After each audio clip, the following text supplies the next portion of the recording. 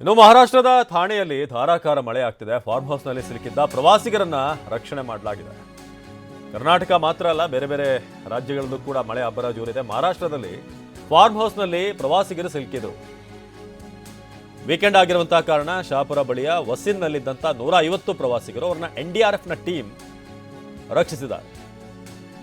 ರಾತ್ರಿಡೀ ಸುರಿದಂಥ ಮಳೆಗೆ ಪ್ರವಾಹ ಪರಿಸ್ಥಿತಿ, ಬಾಸ್ತಾ ನದಿ ಪ್ರವಾಹ ಹೆಚ್ಚಾಗಿದೆ. ಫಾರ್ಮ್ ಹೌಸ್ಗೆ ನೀರು ನುಗ್ಗಿದೆ. ಅಲ್ಲಿಂದ ಈಗ ಸೇಫ್ ಆಗಿ ಅವ್ರನ್ನ ಕರೆತರುವಂಥ ಕೆಲಸ ಆಗಿದೆ. ನೀವು ನೋಡ್ತಾ ಇದ್ದೀರಾ ಒಂದು ದೃಶ್ಯ, ಅಲ್ಲಿ ಕಂಪ್ಲೀಟ್ ರೋಡ್ ಬ್ಲಾಕ್ ಆಗಿರೋದು.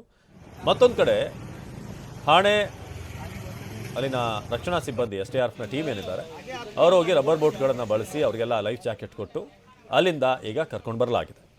ಶಹಾಪುರ ಬಳಿಯ ವಸಿನ್ನಲ್ಲಿದ್ದಂಥ 150 ಪ್ರವಾಸಿಗರು ಇವರೆಲ್ಲ ಕೂಡ ಆ ಫಾರ್ಮ್ ಹೌಸಿಗೆ ಹೋಗಿದ್ರು. ಆದರೆ ಸುತ್ತಮುತ್ತ ಎಲ್ಲ ಕಡೆ ನೀರು ಕವರ್ ಆದಂಥ ಕಾರಣ ಅವ್ರಿಗೆ ಹೊರಬರೋಕೆ ಆಗಲಿಲ್ಲ. ಅಲ್ಲಿಂದ ನಂತರ ರಕ್ಷಣಾ ಸಿಬ್ಬಂದಿ ಅಲ್ಲಿಗೆ ಹೋಗಿದ್ದಾರೆ. ಬಾಸ್ತಾ ನದಿ ಪ್ರವಾಹದಿಂದಾಗಿ ಫಾರ್ಮ್ ಹೌಸ್ಗೆ ನೀರು ನುಗ್ಗಿದೆ.